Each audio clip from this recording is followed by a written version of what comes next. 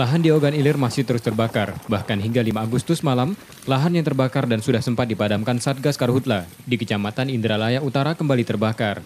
Catatan Posko Penanggulangan Karhutla Sumsel, sepanjang 2019 sudah 257 hektar lahan terbakar, terbanyak berada di Ogan Ilir dengan luasan 121,1 hektar yang mayoritas lahan tidur milik masyarakat. Pemerintah Provinsi Sumsel akan mengumpulkan semua perangkat pemerintahan di daerah rawan terbakar untuk mencari jalan keluar masih terbakarnya lahan tersebut, meski larangan dan sanksi hukum sudah diinformasikan. Kaget kita produktifkan, bukan hanya, ini disanksi enggak. Kita akan produktifkan. Kita punya program serasi kan, 200 ribuan hektar. Kenapa enggak di situ? Solusinya. Agar dia produktifkan lahan-lahan yang terbakar. Ini adalah lahan-lahan yang tidak produktif. Yang produktif kan enggak terjadi kan.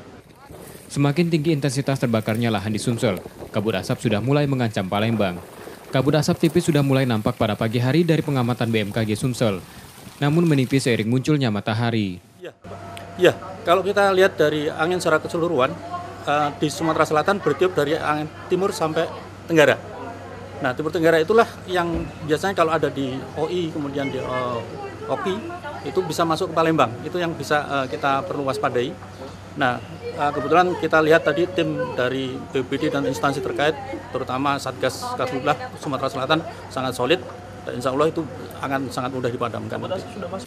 Dampak dari terbakarnya lahan di Sumsel masih belum berpengaruh pada kualitas udara di Palembang, yang tercatat masih di bawah 50 indeks standar pencemaran udaranya, sementara untuk jarak pandang masih di atas 10 km. Tim Liputan, Kompas TV, Palembang.